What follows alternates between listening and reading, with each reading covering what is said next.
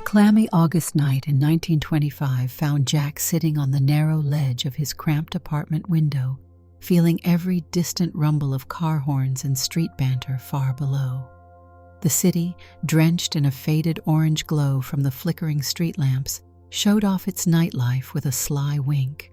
It beckoned with possibilities and hidden corners, a perfect place for speakeasies, secrets, and second chances. From Jack's perspective high above, the hustle looked intimidating. He felt dwarfed by the glare and commotion of a world that seemed too big for him to handle. Yet his heart pulsed with a longing that refused to be silenced. He had a voice, a natural gift, and a dream to sing. But stage fright clung to him like a shadow he couldn't shake. He was well past his 18th year, chasing the remnants of a goal that seemed to slip further from reach each time he faced a crowd. Singing in a mirror was one thing, stepping under the glare of actual spotlights was another.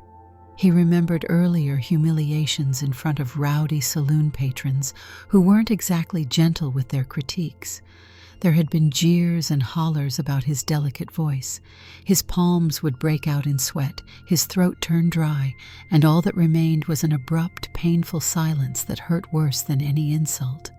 Those failures rattled him so badly that the idea of performing in front of anyone else nearly made him sick.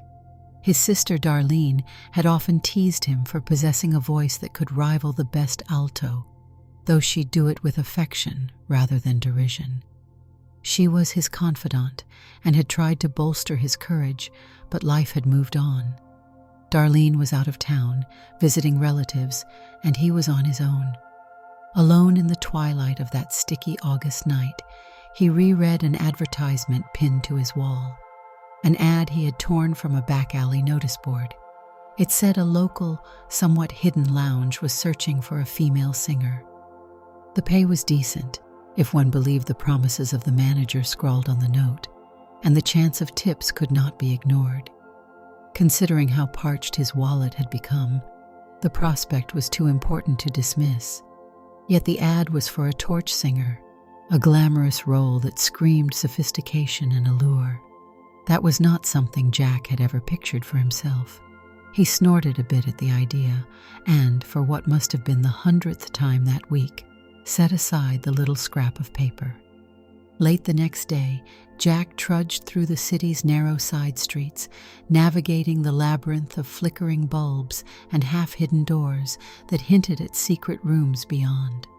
He had tried everything else, delivering newspapers, sweeping floors, shining shoes. None paid enough to cover even his humble rent. His voice was his best chance, if only he could conquer his paralyzing nerves. He found himself wandering toward a small, unassuming doorway with a single lantern above it. A man in a weathered coat and fedora leaned by the entrance. "This place is closed," the man said in a firm voice. I heard there was a need for a singer," Jack replied softly. The man's suspicious gaze lingered. "They're only looking for a certain type," he said. Jack's voice nearly failed him in that moment, but he managed. "I see." He turned away, feeling that familiar burn of embarrassment creeping over his cheeks. Yet something tugged him back. He spotted a poster on the wall next to the door. Elegant calligraphy for upcoming performances. Another piece of paper had fresh ink. "Singer wanted, must bring torch songs to life." At the very bottom, someone had scrawled, "For female vocalists only." The man in the fedora, noticing Jack's lingering glance, spoke again. "Look, kid, they're picky about what they want. A lounge singer who can handle the crowd and belt out those sultry tunes to make the place feel alive. No offense, but you don't look the part." Jack swallowed hard and left without a retort. His pride ached, but a plan formed in his mind. He hurried home, heart thumping with an idea that both thrilled and terrified him. He spent the following evening rummaging through Darlene's trunk in the corner of their shared living space. She had left it there while traveling, stuffed with old outfits she'd never worn out. At first, Jack lightly fingered a maroon gown that shimmered in the dim light. He was breathless, imagining the possibility of wearing it. He fumbled to hold it against himself, overwhelmed by an odd wave of both embarrassment and a flicker of anticipation. He set the maroon dress aside, anxious it was too flashy, and ultimately settled on a modest black number with elegant lines and a subtle shimmer near the hem. Standing in front of a mirror in the corner of the bedroom, Jack struggled with the zipper. His cheeks burned, and his hands wouldn't stay steady. Once the dress was secured, he stared at his reflection. He still looked like himself, just oddly framed by the garment. Then he found an old cloche hat, pulled it low over his forehead, and pinned up his hair, which had grown a bit longer than the standard cut for men at the time. A dab of powder from Darlene's leftover tin evened out some of his rough complexion. The transformation was not complete, but it was enough to embolden him. He tested his voice, letting out a soft note. The pitch was high, surprisingly so. He felt that same flush of adrenaline surge through him, the sort he sometimes felt when singing in private. "This is it," he whispered to his reflection, though the pounding in his chest begged him to reconsider. "You can do this. You need to." A swirl of city lights and the muffled throb of underground jazz lured Jack once again to the hidden lounge, known to some as the Rose Garden, though no sign bearing that name hung outside. As instructed, he rapped twice on the rear entrance's heavy door. A slot slid open. Suspicious eyes peered out. "Who's there?" He cleared his throat. "I'm here about the audition," he said in a softened pitch. "My name is Jackie." He hoped it sounded convincing. The door opened, and he was led inside by a bouncer who didn't offer any greeting beyond a quick nod. Jack tried to conceal the trembling of his hands beneath the folds of the black dress. The interior was dim, smoky, perfumed with spilled liquor, stale cigarettes, and the underlying hint of cheap cologne. Lanterns burned low, casting unpredictable shadows on the walls. A small stage sat at one end of the room, backed by dark velvet drapes. A man in a sharp suit with thinning hair observed Jack from behind a bar. He wiped a tumbler and smirked. "So, you're the new singer," he said, skepticism filling every syllable. Jack forced a confident nod. "Yes, I'd like to audition, if it's still open." The man shrugged, signaled to someone at the piano, and motioned Jack to the stage. Jack's knees wobbled as he climbed the short steps. He glanced at the small group of men and women scattered among the tables. They looked bored, unimpressed, surely there for their own business, not for him. A half ring of smoke lingered in the air, giving the place a dreamlike haze. The pianist began a tune, slow and intimate. Jack recognized it as a standard ballad with the kind of moody allure the manager probably wanted. He inhaled, parted his lips, and began to sing. The first notes came out shaky, until he found the swirl of confidence within that seemed to grow whenever he managed to forget his audience. He reached for the higher register, letting his natural tenor float free. Quiet conversations died off. One by one, heads turned.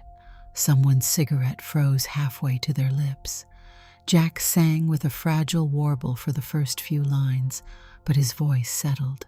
He poured out his longing, letting the notes lift and fade. He closed his eyes, feeling the hush of the club, letting the song guide him. By the time he reached the last phrase, the bouncer who had admitted him looked thoroughly entranced, arms crossed yet eyes bright with curiosity.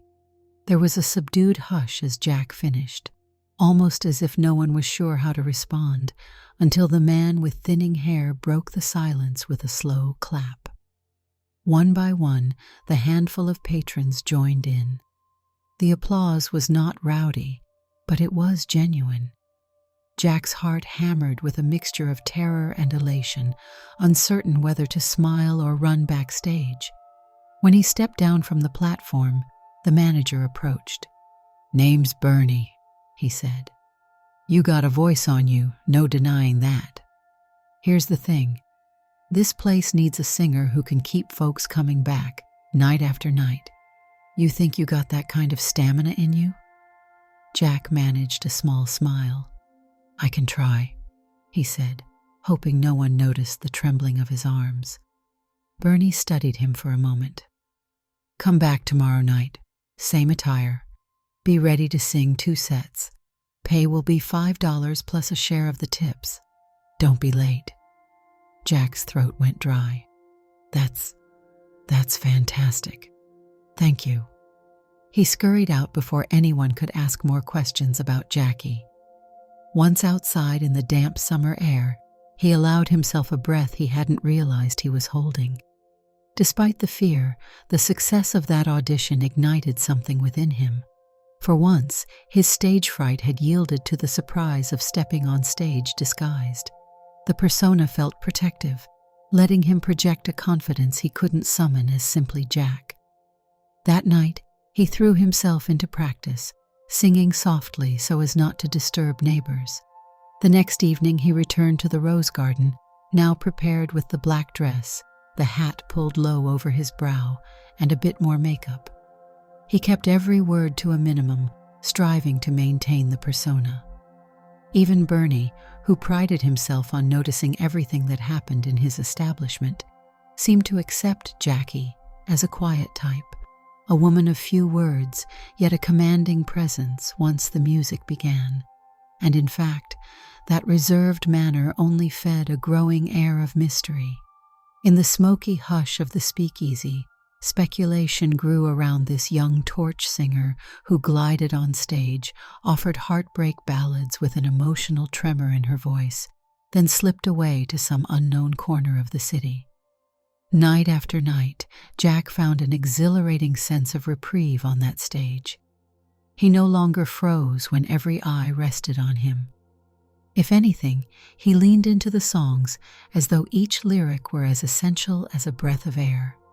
The audience responded, and Bernie began to see bigger crowds. Word was spreading. Jackie had a voice you didn't want to miss. 3 weeks in, on a balmy September night, Jack stood behind the curtains, adjusting the collar of his black dress and smoothing the hat that had become part of his signature look. He was supposed to sing the final set of the evening, following an upbeat jazz band. Outside, the chatter of the crowd suggested a bigger house than usual. The band ended with a flourish, and Bernie stepped onto the stage to introduce the star performer of the night. Jack inhaled deeply, exhaled, and stepped out, letting the warm glow of the spotlight embrace him. His opening number was a languid, yearning tune that revealed his gift in full. The way he carried the final note sent a small wave of applause through the audience. As the clapping died down, Jack scanned the tables. Almost everyone was transfixed on him, but one table in the corner caught his eye. Seated there, a woman with wavy auburn hair and an ivory blouse scribbled notes in a small notepad. She had wide, intelligent eyes that glimmered whenever the overhead light caught them. Jack recognized her from descriptions he'd heard in passing. That had to be Clara, a young reporter who covered nightlife around town. People said she was fearless, unafraid to track stories in places others avoided. She watched him intently, her pen drifting now and again across the paper. Their gazes met for a fraction of a second, and Jack felt an almost electric jolt.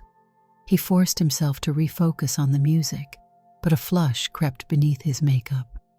After the final note ended and the applause subsided, he dipped his head respectfully, stepped off the stage, and retreated to a side corridor that led to a cramped dressing area.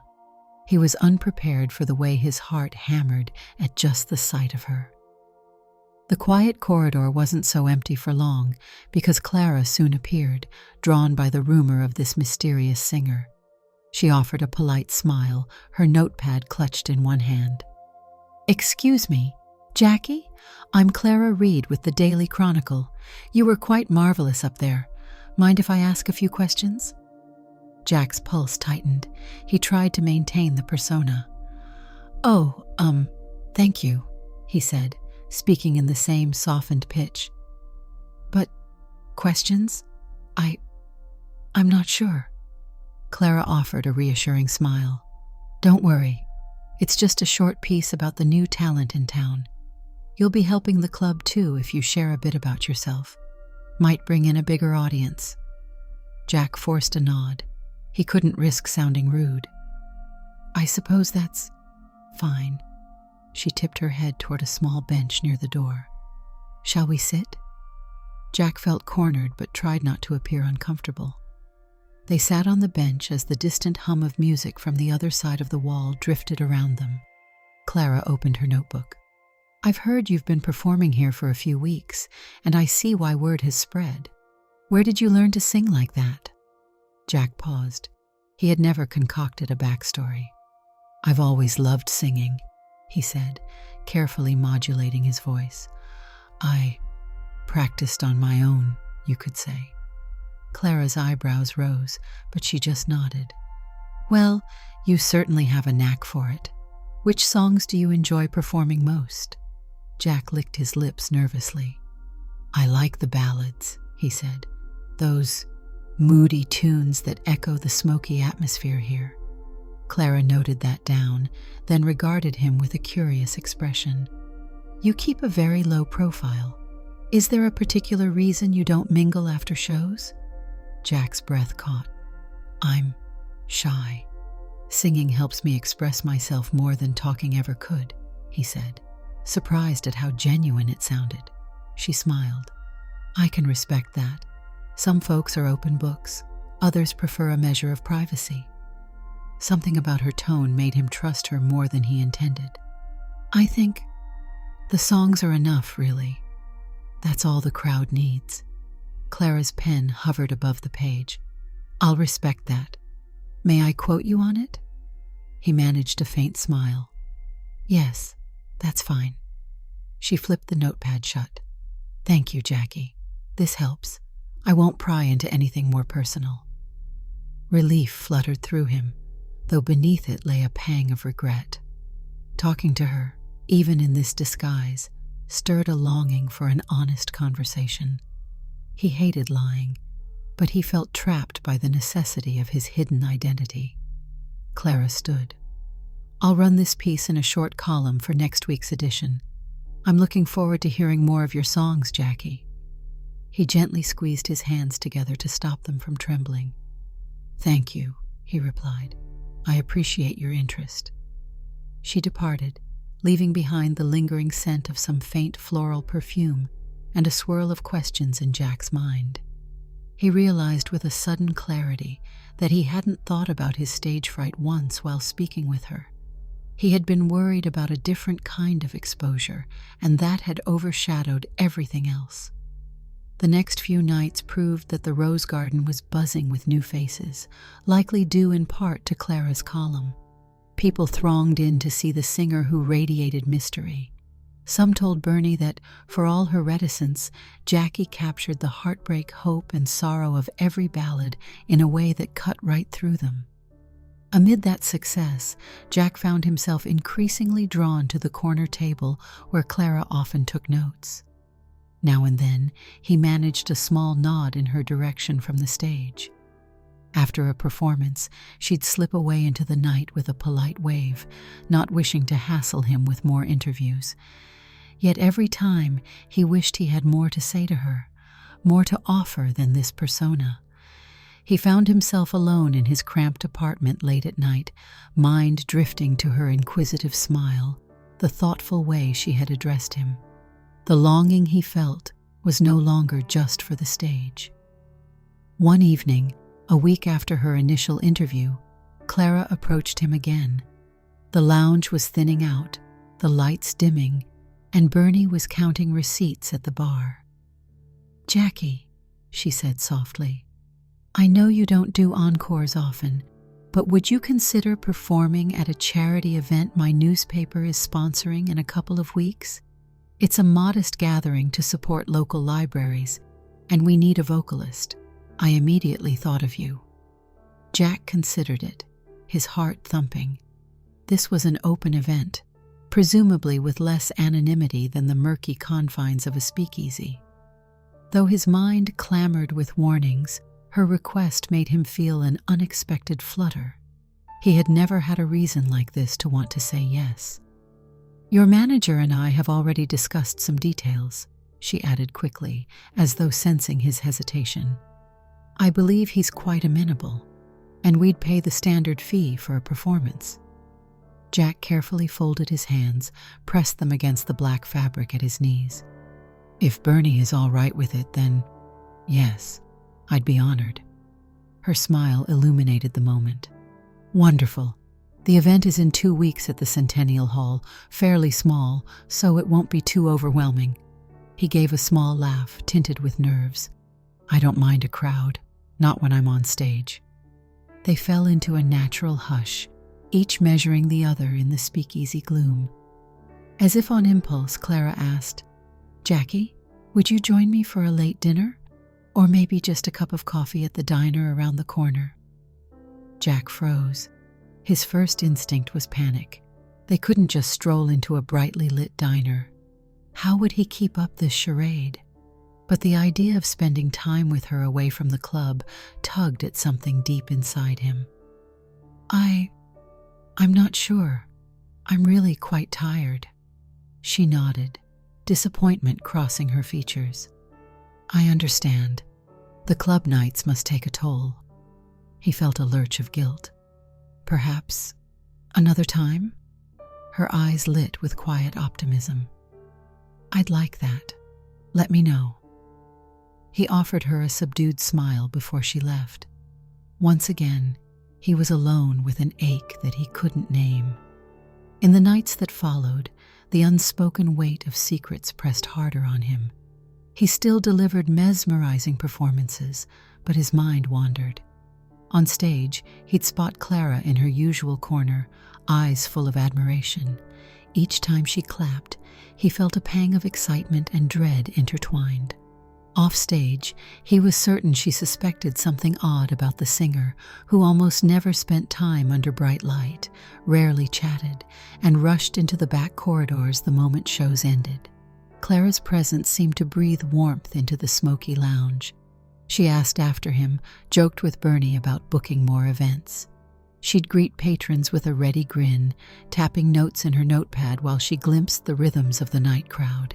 When she said goodbye on any given evening, Jack watched her from afar, and he resolved to keep the secret, even if it prevented him from forging anything real with her. For now, all he had was the applause. One night, trouble brewed. A local gangster named Red Franklin swaggered in, accompanied by a couple of unsavory types. They took a table near the front, popped open a bottle of illicit liquor, and made a show of ignoring the club's usual hush. Bernie eyed them with a mix of caution and begrudging acceptance. Some nights you couldn't keep certain customers out, no matter what you did. The evening progressed with tension in the air. Jack performed as usual, but the hush he relied on was now punctuated by loud talk, the clink of bottles, raucous laughter from Red's table. Clara was also there, noticing the shift in atmosphere. When the final set ended, Jack turned to exit the stage. Red and his entourage were still in a boisterous mood, paying no heed to courtesy. As Jack slid past, Red swayed to his feet, intercepting him with a crooked grin. "Hey, sweetheart," he slurred.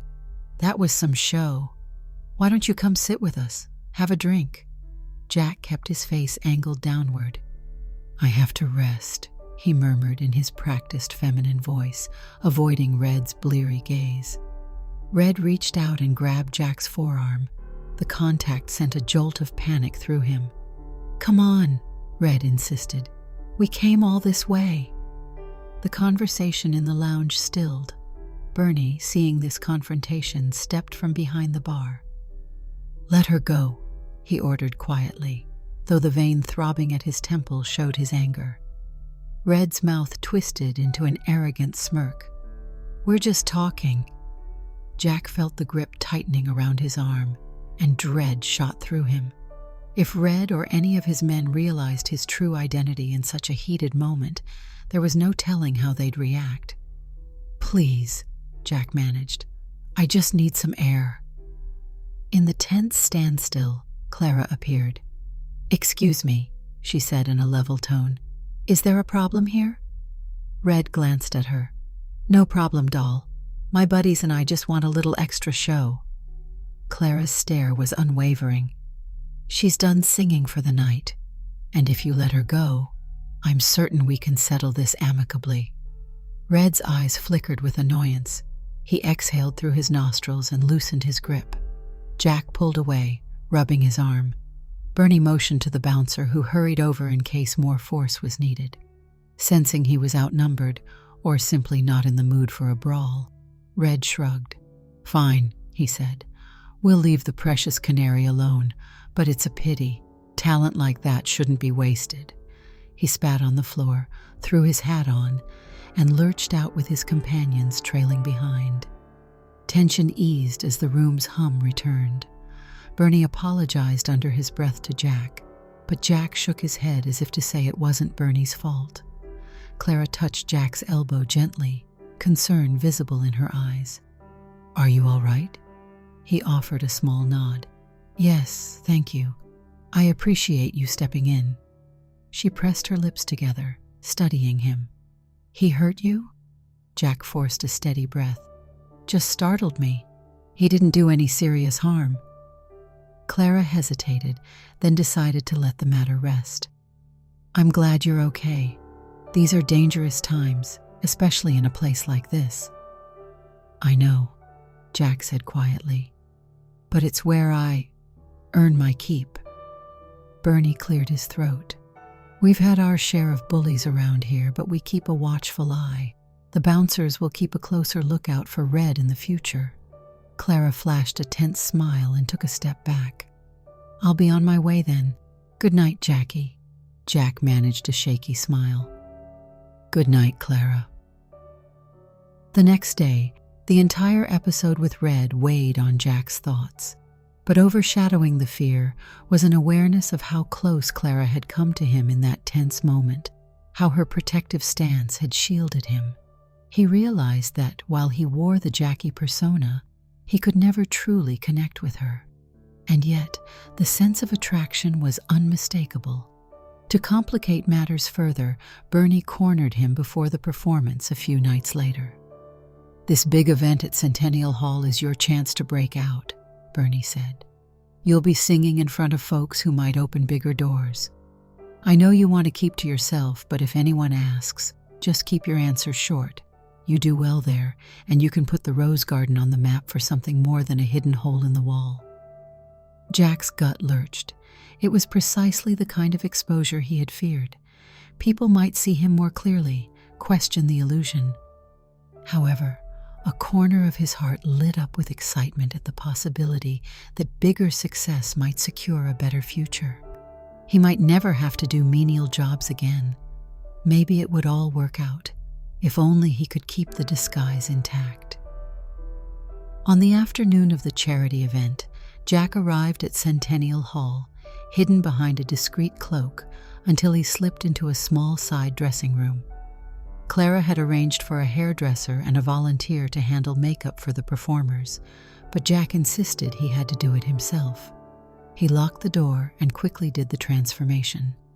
A knock interrupted him as he was pinning his hair beneath the cloche hat. "Everything all right in there?" Clara's voice. "All fine," Jack said. "I'll be out shortly." When he emerged, clad in a finely pressed black dress, borrowed from Darlene's trunk again, Clara greeted him with admiration. "You look lovely," she said. "The audience is already gathering, and I expect a decent turnout. You'll go on after the small jazz ensemble. Feel free to mingle if you like, or rest backstage." Jack swallowed hard, scanning the wide-open auditorium with bright lights. This was far from the smoke-shrouded comfort of the speakeasy. Everyone would see him. "I think I'll stay backstage," he said softly. Clara nodded. "No problem. The stage manager will give you a cue." He hovered in the wings, watching the crowd settle. The seats began to fill with well-dressed men and women, some sipping drinks, others chatting about the fundraiser. The band finished their upbeat set, earning polite applause. A woman at the podium introduced the night's main act as Jackie, a rising star from one of our finer local music venues. Jack's stomach twisted. He wasn't used to hearing it presented so plainly. A hush descended, and the stage manager guided him forward. As he stepped into the lights, a wave of adrenaline washed over him. He almost faltered, but the hush of the crowd reminded him of the speakeasy, though now the silence was crisp and expectant.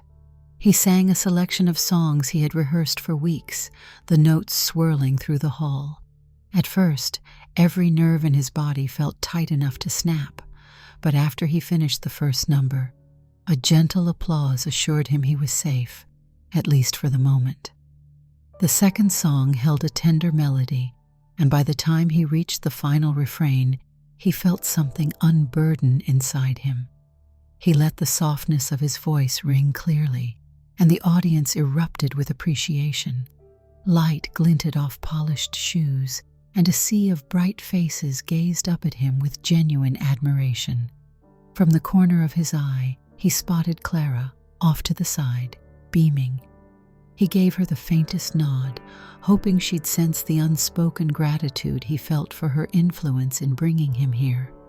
He closed out his set, receiving a standing ovation from a portion of the crowd. Breathless and euphoric, he left the stage.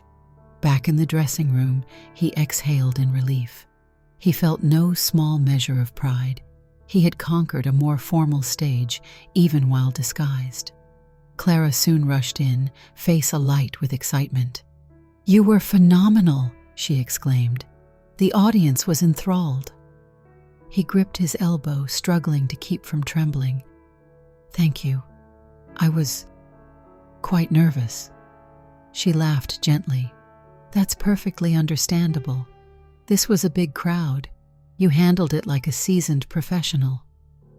He wanted to confess right then and there how the nerves that plagued him as Jack seemed to vanish in this other guise, how the whole reason he had to stay hidden was that the shame of failure haunted him.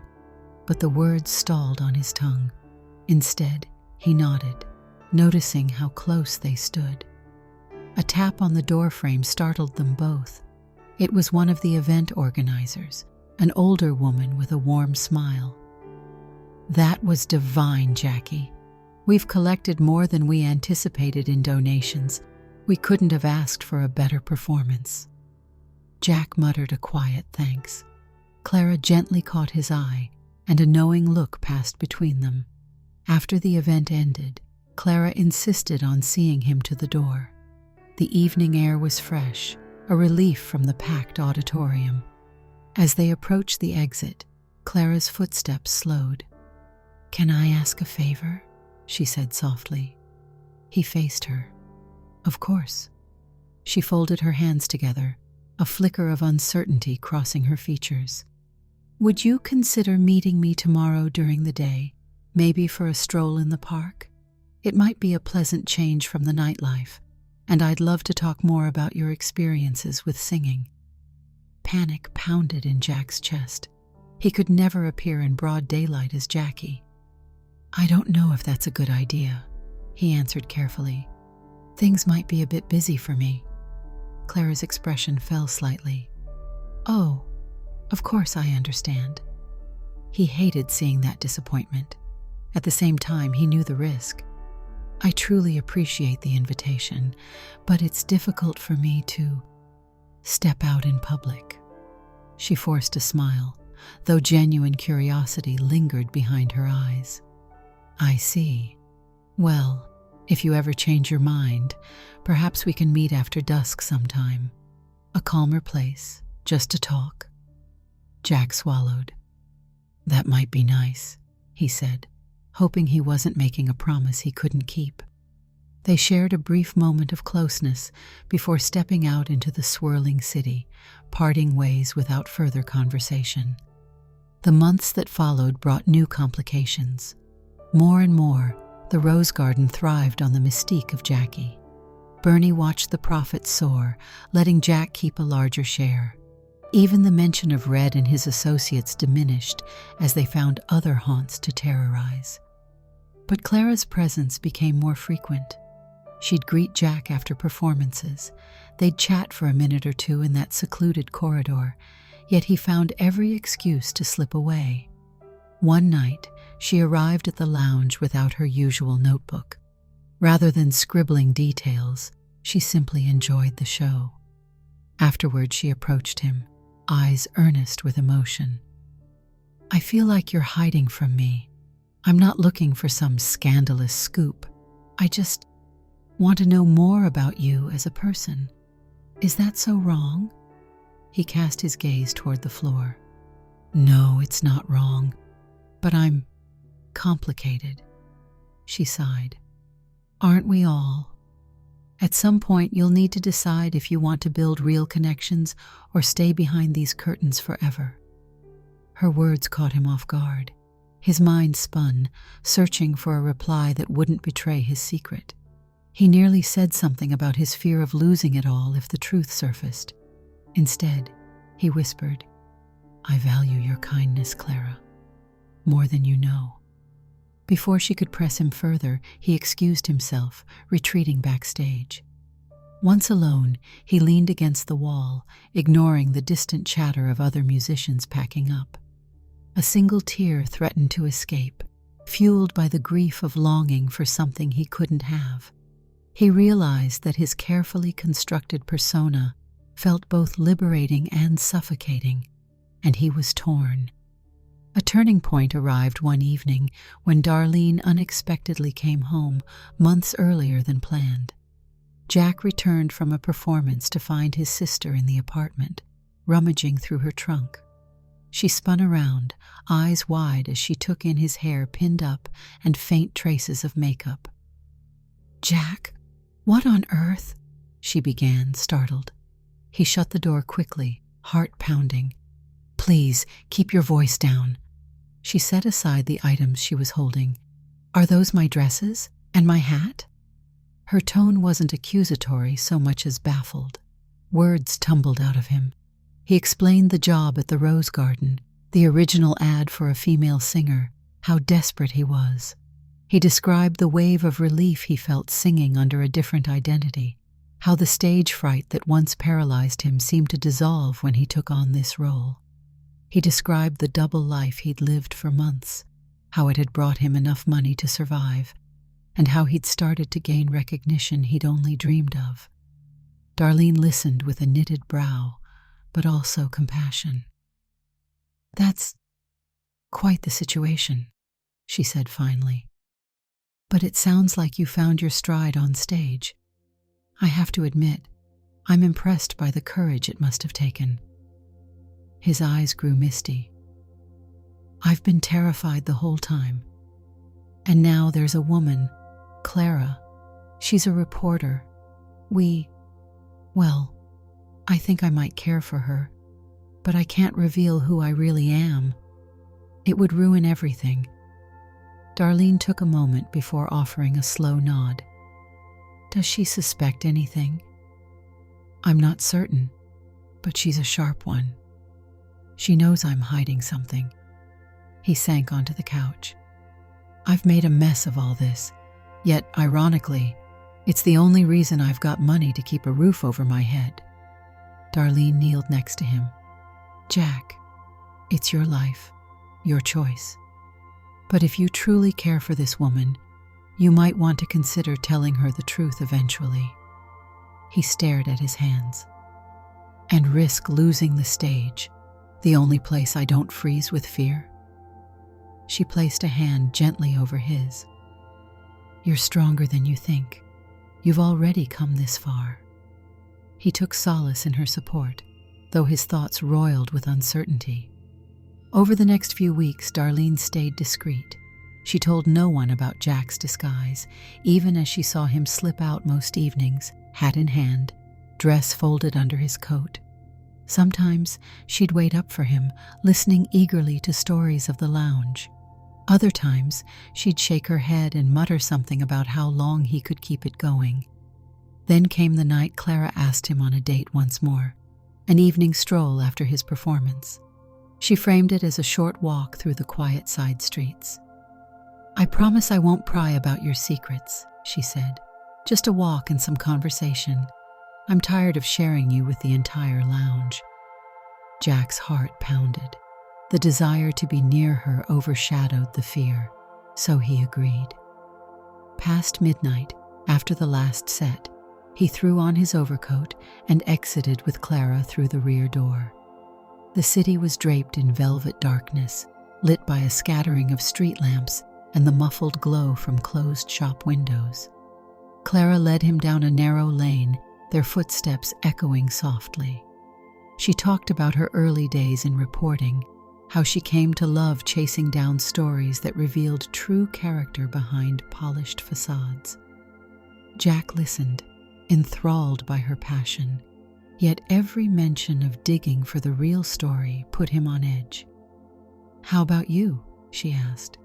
"What did your life look like before these smoky nights at the Rose Garden?" He took a slow breath, mind racing to maintain the illusion.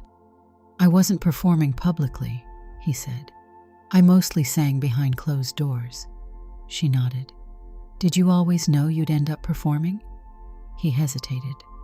"I always hoped, but it was complicated."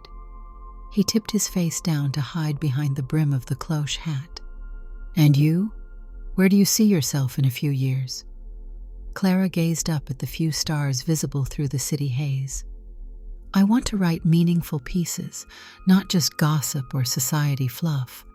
I believe in stories that make people see beyond stereotypes." His stomach did a small flip. "That's admirable." Their pace slowed until they were walking side by side, nearly touching. An undercurrent of tension swam between them, a tension Jack was unprepared for. They reached a narrow footbridge over a small canal. Clara paused in the center, hands on the railing, glancing at him through the glow of a nearby street lamp. She took a measured breath. "Jackie, I may be a reporter, but I'm also a person who can see you're carrying something heavier than stage fright, something you don't trust me enough to share. I won't push, but I need you to know that if you ever do want to open up, I'm here to listen." He felt his composure wavering, and an ache swelled in his chest. Part of him yearned to tell her everything, to shed the pretense that had simultaneously liberated and trapped him. But he couldn't bear the thought of seeing her expression turn from warmth to shock or pity if he revealed he was, in fact, a man named Jack. He swallowed, tears pricking his eyes. "I'm sorry," he whispered. "I can't." Her lips parted as though she might protest, but she shut them again, nodding with acceptance. Silence stretched as they lingered on the bridge. His pulse thundered, and for a moment he thought she might lean in and kiss him, but the illusions, the half-truths, felt like a physical barrier between them. She only whispered, "All right," and they turned to leave, continuing in heavy quiet. Not long after, an article appeared in Clara's paper about hidden gems in the city's nightlife scene, featuring a thoughtful piece on the Rose Garden. She praised Jackie's vocals and aura, describing the intangible draw that sparked curiosity among devoted patrons. Reading it made Jack realize that the more she promoted his performances, the less private his life became. Still, the article stopped short of exposing any secrets. She had kept his trust, even as he couldn't fully reciprocate. A shift happened one evening when Darlene dropped by the lounge incognito to watch her brother's performance. Though she stayed in a shadowy booth, Jack recognized her. As the night ended, he confronted her backstage. She had tears in her eyes. "I've heard you sing before," she said, "but never like that. You were powerful. The crowd adored you." He felt a wave of appreciation. "Thank you for coming, but it's dangerous for me if someone guesses who you are." She brushed aside her tears. adopting a solemn expression. "Jack, you can't do this forever. Do you plan to vanish one day and let Jackie disappear? Or are you going to keep living half a life?" He stiffened. "My entire future is riding on being able to sing. You know how I freeze when I'm just me. If I give up Jackie, I'll be back to the old fiascos." She squared her shoulders. "Maybe not. Don't you see how the experience on stage, no matter what name you use, could build your confidence in the long run?" Jack shook his head. "It's not that simple." She sighed. "Fine. But don't wait until your secret explodes in your face, because it will eventually." Her words clung to him like an echo. He tried to dismiss them, focusing on the swirl of nightly applause, the routine of dressing up, the hush that settled before he sang a note. Another month passed, and the Rose Garden's crowds swelled. Bernie looked proud as a peacock, telling customers that Jackie was the toast of the town. Jack, for his part, felt more conflicted. He ached to be honest with Clara, and each day that he withheld the truth felt like he was betraying not just himself, but also her growing faith in him. It all unraveled one blustery autumn night. Clara arrived at the lounge to watch the second set, but she kept glancing at the door as if expecting someone. After the performance, she sought out Jack. "I want you to meet someone," she said. "He's a music critic I've known for years, says he wants to do an in-depth feature on you." Jack's stomach sank. "A feature?" "Don't worry," she said gently. "He's a good man, respects privacy, but it could be an opportunity to go beyond the local columns. This is your moment to expand." Panic reared up. "I'm not sure I'm ready." Clara searched his face. "There is so much hype about you, yet you remain an enigma. People want to hear your story." Jack fidgeted with a fold in his dress. "I can't. I'm sorry." He moved to push past her, intending to flee backstage, but Clara caught his wrist. "Why are you so afraid? Don't you trust me at all?" He looked into her pleading eyes, wanting so badly to trust her. With trembling lips, he said nothing. She dropped his wrist, eyes clouded with hurt. "I can't keep defending you or making excuses if you refuse to meet anyone," she whispered. "I'll leave it alone for tonight, but this is wearing on me." Jack watched her walk away, his heart twisting in regret. He performed his last number without spirit, his voice lacking the usual vigor that had enthralled the lounge. When the set ended, he slipped out quickly, ignoring Bernie's calls. Several blocks away from the Rose Garden, an impatient drizzle turned heavier, soaking the sidewalks in reflective puddles. Jack was still in his dress, the hat pulled low, wrapped in his overcoat, scurrying through darkened streets. He just needed to escape. The guilt of lying to Clara, the weight of everything, crushed him. Rounding a corner, he nearly collided with a man who was leaning against a lamppost. The man staggered slightly, let out a grunt. Jack recognized him. Red Franklin, the gangster who had caused trouble months ago. Red recognized Jack as well, seeing that face partially hidden by the cloche. "Hey, if it isn't the singer from that club," Red slurred, clearly inebriated again. Jack's heart hammered. "I'm sorry, I need to go." But Red stepped into his path. "Walking alone so late? That's no good." Fear thrummed in Jack's veins. He weighed his options. Try to slip by, risk a confrontation in the dark, deserted street. Suddenly, another voice cut in. "Leave her alone!" Clara appeared, umbrella in hand, eyes blazing with anger. She must have hurried after Jack, determined to confront him or ensure he was safe. Red spat on the ground, unimpressed. "Always more meddling women in this city." Clara stepped closer. "He's done nothing to you. Back off." Red turned his gaze on her. "He?" Jack's blood turned to ice, realizing the slip.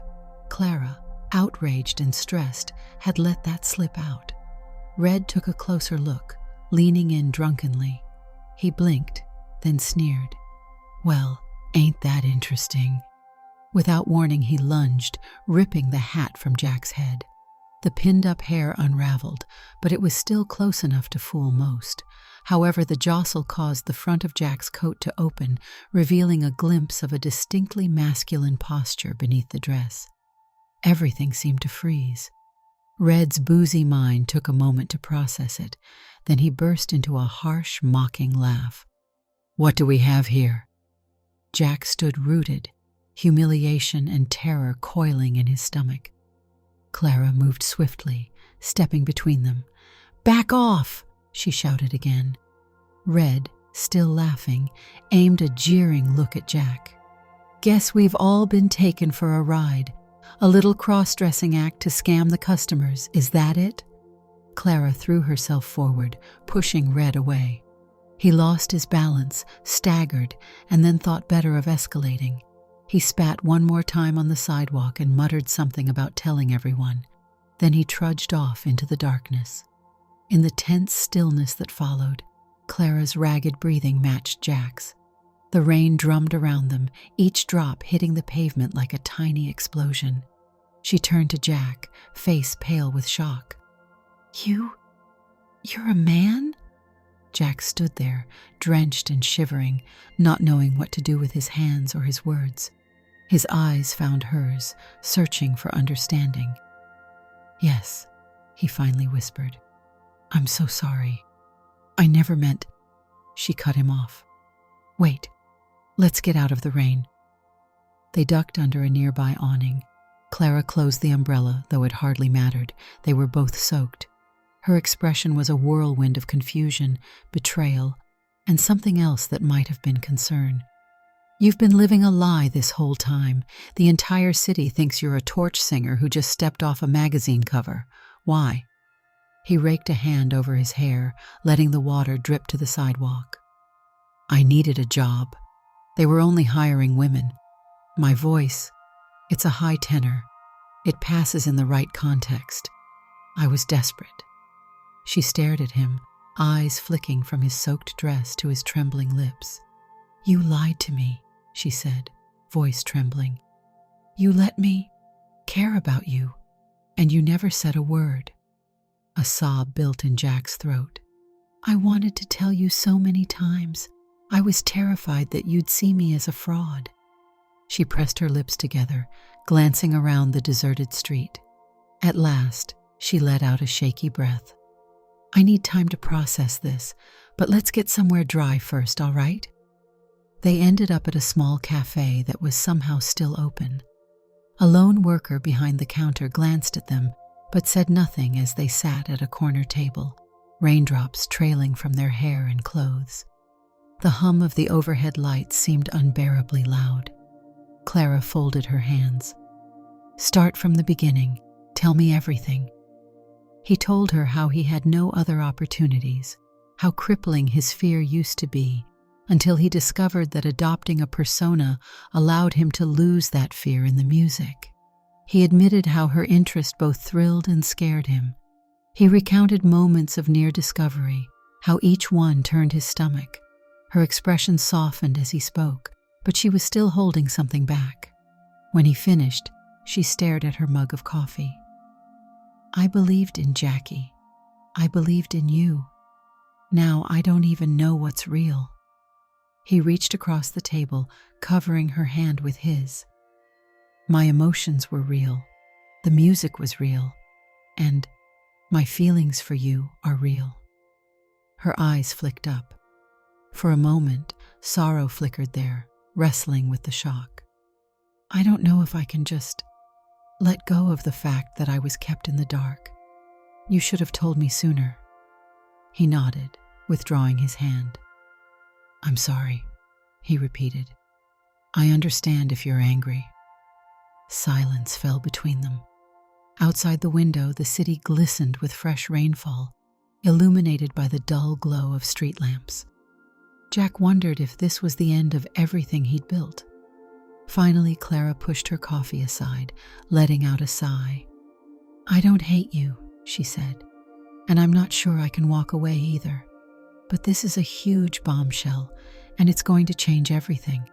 He nodded, tears gathering at the corners of his eyes. "I know."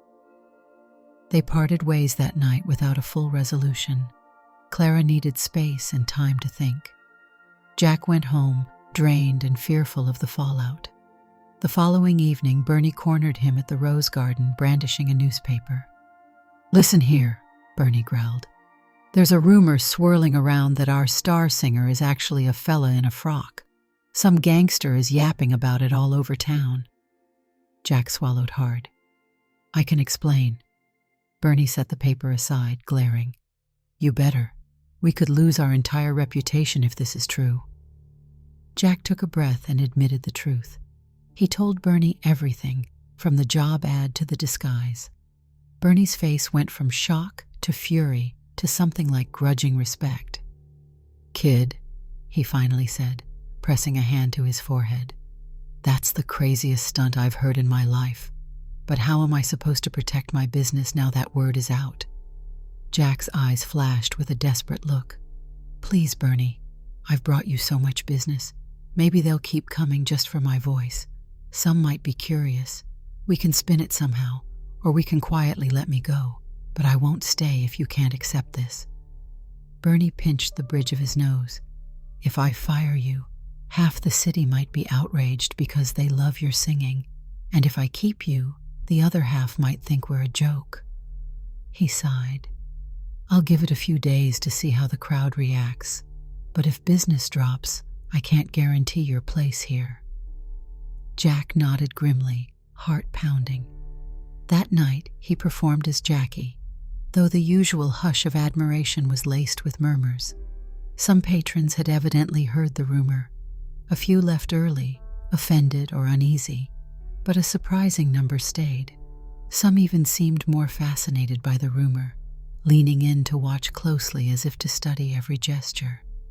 The next few nights held a similar tension, but the lure of a unique singer with undeniable talent kept the seats filled, at least partially. There were catcalls, snickers, but also applause. The hush after each ballad remained. Bernie saw the numbers, and though not as robust as before, the lounge was still afloat. Meanwhile, Clara kept her distance. Jack wanted to respect her need for reflection, though every day that passed without hearing from her tore at him. He confided in Darlene, who offered moral support. Clara reappeared nearly a week later, just as Jack finished a second set. He retreated backstage and almost jumped out of his skin to find her waiting there. She carried no notebook, no pen. "Hello," she said, her voice subdued. She scanned the backstage area, noticing the chaos of props and stray costumes. Her eyes then landed on him, wearing the dress and hat. He stepped closer, uncertain. She reached out, taking his hand gently. "Could we talk somewhere quieter?" He took her to the narrow hallway beyond the dressing rooms. There, with only a low lamp flickering above them, Clara let out a slow breath. "I've been trying to figure out if I can still care for you after all the deception. What you did, it stings. But I can see how you felt backed into a corner. I suppose life in this city isn't always fair." Jack's shoulders trembled with relief at just the slightest hope in her tone. "I never wanted to hurt you, Clara. I admire you. Being near you was the best part of my nights." She studied him, her eyes reflecting a mixture of heartbreak, curiosity, and tentative warmth. "I think you're worth understanding, but I can't pretend it won't take time to mend the trust. Still, I haven't told a soul, and I won't unless you want me to." He squeezed her hand. "Thank you." She mustered a smile. "Well, I am a reporter, but I'm not without a conscience." A soft laugh escaped him, surprising them both. In that moment, the tension that had hung between them began to thaw. They spoke quietly about the difficulties of living with secrets, about the uncertain path ahead. Clara acknowledged she was still grappling with the shock, but something drew her to him that she couldn't cast aside. By the end of their hushed exchange, it felt like a new beginning. Bernie let Jack continue performing, though he arranged it so that the rumors would swirl without official confirmation. Whenever someone asked direct questions, Bernie shrugged and said, "A voice is a voice." Some nights, Red or his cronies would slink in, but the bouncers kept them at a distance. The underworld of the city always looked for fresh gossip, but other more sensational headlines soon overshadowed the lounge's drama. Throughout all of it, Jack's performances grew in emotional depth. Freed from the weight of absolute secrecy, at least with Clara, he found a renewed boldness in the songs. Audiences responded, drawn not just by curiosity, but also by the raw quality of his voice. The months rolled on, and though he kept the stage persona, he no longer felt it was the only way he could perform. He was building inner strength with each ballad, forging a new sense of identity that went beyond the clothes on his back. One night after a performance, Clara approached him with a small wrapped box in hand. "For you," she said. He opened it to find a vintage cameo brooch, its border etched with delicate patterns. "It's lovely," he murmured. "But," she smiled, "I saw it in a shop and thought you might appreciate it as a small token. Let it be something you wear on stage, or keep close by to remind you there are people who see you for who you are, even if the rest of the world is still catching up." Tears brimmed in his eyes. "Thank you," he whispered. He pinned the brooch near his collar, and that night he sang with a peace he had never felt before. Later, after the applause subsided, Jack and Clara ventured to a quiet diner that stayed open late, slipping into a booth where the only light was the warm glow of a single overhead lamp. This time, Jack wore a loose overcoat but hadn't fully removed his stage attire. The waitress served them coffee without batting an eye. Clara laughed softly. "People in this city see so many strange things in the wee hours. Nothing surprises them anymore." Jack nodded, stirring sugar into his cup. Their conversations had grown more genuine. They spoke of everyday matters, old memories, childhood friends, favorite songs. The bond between them was still fraught with unresolved questions, but it was as real as the steam rising from their mugs. At one point, their eyes locked, and without hesitation, Clara leaned across the table. The soft brush of her lips against his was fleeting, but it kindled a warmth that spread from his chest to his fingertips. They parted, breathless, a hint of a shared future flickering in their eyes. The days, weeks, and months that followed found Jack performing more confidently, fielding the curiosity of those around him. Some nights were wonderful, with audiences that roared their approval. Other nights brought jeers from the occasional cynic who saw only trickery. Bernie kept him on the payroll, and as time passed, the scandal of a cross-dressing singer lost its spark for gossip mongers. The city moved on to fresh intrigue. Those who truly loved the music stayed, content to let the performer on stage be whatever name he preferred. Clara continued to write pieces that highlighted talent, but she kept Jack's true identity out of her columns. Their relationship was an evolving dance of trust, mutual respect, and late-night discussions. She still had moments where she admitted it was difficult to reconcile the quiet, earnest man she spoke with at a diner and the glamorous figure under the lights. Yet the core of who he was shone through in every note he sang, and she found it beautiful. No one would say it was easy. The rumors didn't vanish overnight. The tension lingered, especially whenever a new face arrived at the club, whispering suspicions. But Jack faced those moments more steadily now. He began to think that one day, perhaps, he could stand on a stage as himself, no costume needed. Until then, he found a balance, performing in the persona that let his voice bloom, yet no longer shutting out the world, and especially Clara, from who he was once the spotlight dimmed. On the chill autumn evening that marked nearly a year since he first auditioned, Clara invited him for a stroll along the same canal footbridge where so much had been revealed. They stood there side by side, reminiscent of that earlier confrontation, but now comfortable with each other's presence. The moon hung low, reflected in the gently rippling water beneath them. "I've been researching some potential venues," Clara said, tucking a strand of hair behind her ear. "Places that would appreciate your voice, with or without the Jackie persona." Jack clenched and unclenched his hands on the railing. "You think I'm ready for that?" She turned to him, her gaze unwavering. "I do. You've grown so much. And besides, people deserve to hear your voice in whatever way you want to present it." He stared at the water, heart swelling. "That means everything, coming from you." She slipped her arm through his. "I'll help you take that leap when you're ready." He lifted her hand and pressed it gently to his chest in gratitude. The breeze teased at their clothes, carrying the faint city sounds from distant streets. They lingered there under the moonlight, two figures bound by the kind of trust and admiration that wasn't simple but felt all the more genuine for it. Jack would keep singing at the Rose Garden for a while longer, stepping out under those smoky lights that had first taught him to feel alive on stage. But in Clara's company, he sensed another horizon, a path toward an eventual day when he might stand before an audience, no illusions needed, voice shining in its own right.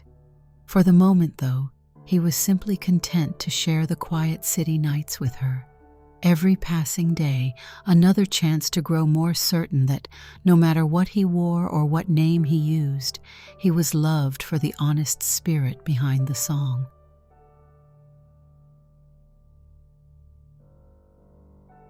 Did you like the story? Hit that like button and tell me what you thought in the comments.